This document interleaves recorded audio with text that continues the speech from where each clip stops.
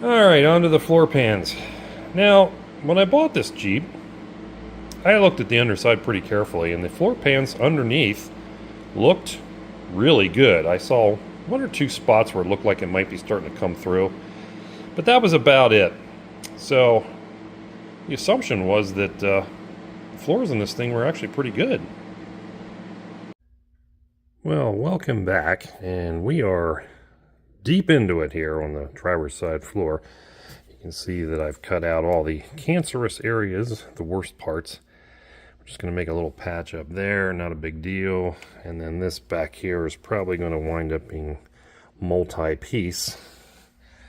But you can see the frame, the uniframe rail is right there. I have to clean off all this rubbery adhesive crap yet, but next step is to make patches to fit in here. Does this make more sense than doing a floor pan? I argue yes, because if you do a floor pan, you got to cut out everything around here, all these spot welds. This piece of floor is actually perfect. So, and then you got to deal with the seat brace. We'll have to take that out and put the floor in and weld that back in. And this one's already half ruined, so yeah, I think this is actually probably an easier way to do at least this side. We'll see about the passenger side. Okay, so after about 3 hours of cutting and welding and trimming and cutting and grinding and welding, the driver's side floor is patched. I'm going to go over this with the seam sealer, obviously, to seal it all up, but everything's welded in there. We just made two pieces here to make it easier. And then one little small piece patched in up there. Like I said, this is floor work. It doesn't have to be sexy. It just has to be functional. So we have yet to do the seat mount. That's going to be the next thing. I'm going to have to make a plate, set the seat in there, figure out where the hole for the bolt goes, and then wind up welding a nut on the back side of it so this bolt can go in. So that's next, and I'll bring you here when we're done with that. Okay, this is the driver's side, roughed in. We welded some plates in this side. And I'm going to go over this with the rust bullet paint. This is just some zinc primer on here for now. And then I'm going to seam seal all the perimeter because I'm sure that that is not completely welded. You can just tell by looking at it. And I also got the seat mount fixed. Made a new plate for that and welded it in, and then there's a captive nut that's welded in behind there so the seat can be bolted into that because there's no access from the back. And that should conclude the driver's side. I did manage to drill out this snapped off bolt. If you ever go to pull the seats out of one of these bolts are going to break. So I just cut the bottom off and then drilled out what was left of the bolt, which wasn't much then, and just left a hole for it. And we're just going to put a standard bolt and nut in there, make further replacements easier. So I have to do the same thing on the other side. Still have to do some dressing here, fix these two little spots, but other than that, the driver's side is mostly completed. My product of choice, as I've mentioned earlier, is this stuff, which is Rust Bullet. I'm not sponsored by Rust Bullet. I had to pay for this. It's not cheap. And I got it off of Amazon because Rust Bullet's website, while you can order directly from them, is very suspicious about what they're going to charge for shipping. And it's a little disconcerting if you start to read the terms of service. So I elected to just get this off of Amazon. And it's paid, just a couple bucks more than what it says on their website. So it's not a bad deal. I previously used the silver stuff. That's what I used on the XJ because I had some left over. And then I had bought this thinking I was going to need more. And this happens to be black. Not really any difference. It's just a matter of preference. Rust Bullets comes highly recommended by several of my other car guy friends that have used it. A lot of people like to use Pour 15. This is very competitive with it as far as how it holds up and how durable it is. If you do any research on it, you'll see this is actually a pretty good product. Again, I'm not getting sponsorship from anybody. I just like this product. So you can get it, as I said, off of Amazon or direct from Rust Bullet if you want to risk their mysterious shipping charges. One caution with this. When you open this can, I recommend that you pour some into another container while you're using it, and do not use the can to do your brush wiping on, because if you get any rust bullet down into the seam here for the lid, it's never going to open again. I actually had to cut the top off of the can that I was using the silver in, and that was the second can I had for it because the first can tried to seal up on me. So keep that in mind, that this can is not going to be reusable if you get anything down in that paint lid gap where it seals. So keep that in mind. Otherwise, you're going to find that you got a $40 can of stuff that you can't even open. I also want to mention that 1 pint of paint that I have has actually done 2 floor pans in cars. So it goes a long way. You really don't need a whole lot of it. Don't buy the gallon. You don't need that unless you're doing, 15 cars. But that pint container has gone and done 2 full floor pans with some left over to do other things. So a pretty good value, actually. Okay, we've got a situation on the passenger side. And I'm going to show you that now and talk about why we're going to be doing what we're going to do. Okay, so we did a couple patches here in the back floor area where there was just 2 little holes. And in looking at the floor and the way the metal is, I anticipated this being an issue. And so when we try to weld, because of the fact that the floor is rusty, it wants to blow through pretty quickly.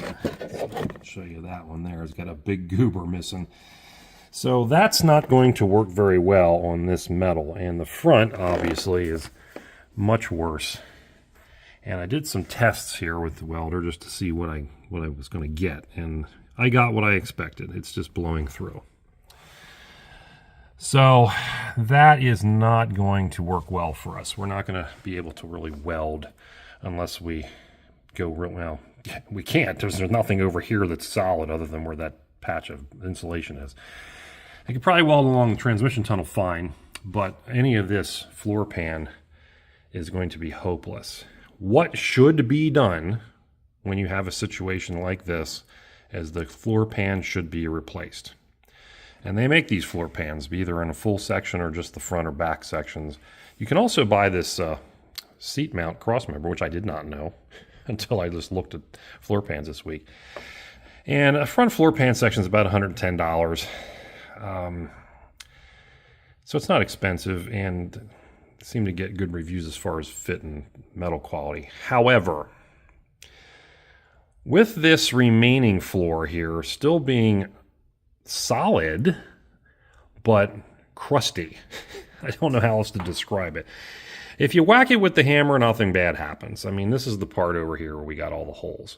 This part over here is still reasonably solid. It's just very crusty looking, and it's probably going to continue to rust even though we've treated it. It's just going to slow it down, I'm hoping. So we are at a crossroads here. What do we do? Again, the right thing is to cut this all out and put a new floor pan in. It's really the way to go if you're going to plan on keeping a vehicle for, a long period of time.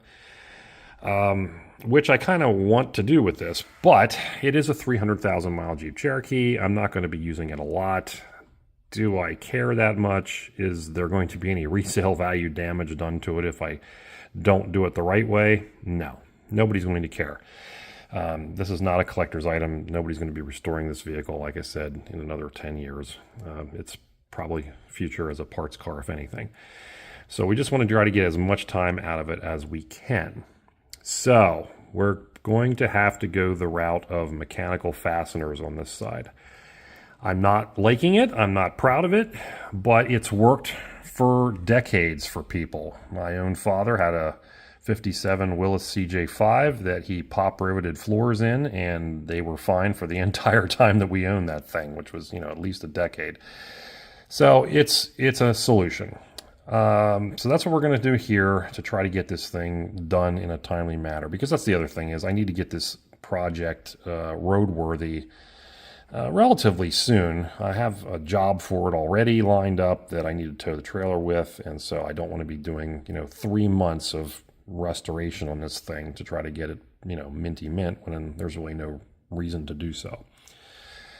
So we're not going to weld in this side. We're just going to do mechanical fasteners. It's going to be ghetto, and we're just going to have to live with that. So what will that do? It's probably going to make things okay. If we seal this up really good with seam sealer and get our edges nice, it's likely not going to really be a problem. This thing is rusting from the inside out too, remember. So if we can stop the water leak from coming in and doing this, or continuing to do this, we'll be able to slow down the process quite a bit. So that is the goal. Try to get this thing just that it's passable. Again, like I said, there's umpteen other YouTubers out there that, you know, shoot a self-tapper in it, use some popper rivets, whatever. It's been done for decades. It's not terrible. We're not looking at structural problems here because the uniframe runs under this section here, so that's all fine. This is just floor pan over here. So the only thing it's got to protect us from is, you know, our feet falling through, basically. So reluctantly, that's the path we're going to take. And I'll come back and show you the butchery and hackery in just a little bit.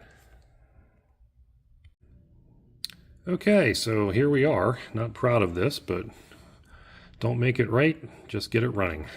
And here we go. A piece of metal and some self-tappers, surrounded by a good amount of caulking and a little bit of plastic fiberglass filler here and there to cover up some of the pinholes. But that's how our floor is going to wind up looking, and it's, like I said, it's not a restoration. This is probably going to buy us some time, and honestly, we can always come back to this and put a floor pan in this side, you know, in a year or 2 or 3 or 10 or whatever we got to do. But this will be okay for now, just, you know, for where we're going and the girls that we date. The other thing that we started on was this lovely project. Let me tell you, I can see why people put these things up for sale when it's time for a heater core, because this is a job. The dash part actually isn't bad. The worst part is getting the heater control or the heater box out. And that is a job. So here we are. Here you can see our heater core is clearly garbage. Looks like maybe somebody might have put some sealer in there to try to fix it. But that's junk. And then of course the evaporator, we're going to replace that while we're in here too. And then there's the replacement heater core. And I went with the one that Summit Racing offers because it's a copper and brass version, and these allegedly do a better job of heating than the aluminum ones do. Also, a lot of reports of the aluminum ones dying prematurely, and this is not a job that you want to do twice. So I got this from Summit, and in the description, the comments of people that have purchased it previously have said, yeah, it's nice, but it doesn't fit out of the box. The tubes aren't bent right. And as you can see here, clearly, they're not bent correctly. So if we compare it to the original, you can see that, let's do it that way, clearly not the same. Now, it is possible, of course, to bend these, and that's what I'm going to wind up doing, but you got to be really careful that you don't damage the solder joints here at the back. That's going to be the challenge, is to get it bent up here that it fits in the box, and do that without causing any leaks. Oh boy, fun times this is. Now there is one thing I should mention about getting this heater box out, and I'm going to move this around so that I can show it to you. Just hang on a second. Down at the bottom of the box, the one heater control cable clips into the main heater box here. You're going to have to get that out of there if you want to remove the box. What you cannot see, other than this end that just pops off, is how it's held into that heater box. This is an absolute nightmare to get out. And I'm not even sure, honestly, how I did get it to release. So, but this is what it looks like. I don't know if I broke any of that out or not.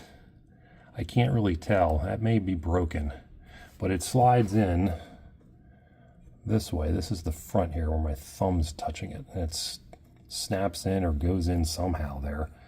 So if you did this before and know how to do it in the comments, please let me know. But that thing is, you want to get that out as early as possible, because once this thing's loose and the box is loose, it's a real joy to try to remove. And of course, another one of these while we're in here things, since I got the AC dryer pulled out to remove the heater box, I saw this lovely brake line, and I think we're going to wind up cutting that section out and replacing it now while we have some access to it, because that is not good. And I can see that just blowing open a week after I put this back together. Okay, we got this heater core to fit, and you can see a little bit of a compression there on the pipes, but you're going to have that. How I did this was I had this broom handle, and I use this as a radius to try to pull that the direction I needed to without using a sharp edge on it. If you have a sharp edge on it, you're going to really get a crimp in there. So doing that while trying to stay away from the actual core junction is how we accomplish that. So it's a little nerve-wracking, but we got it done. I'm going to close out this episode with looking at this cowl vent. This is the fresh air inlet for the heater box. And if your cowl is getting clogged up, if it's not draining, it's going to puke water down inside this thing. It is in here with an adhesive foam something or other to seal it. I toyed with taking that out and resealing it, but I think it's actually okay. So I'm not going to disturb that, although I'm going to maybe put new sealing stuff on the top of the heater box where that attaches. I think where the water leak actually is the windshield, because I've got a rusty spot here, and it looks like it's been dripping down from that location there. So I think it's the windshield.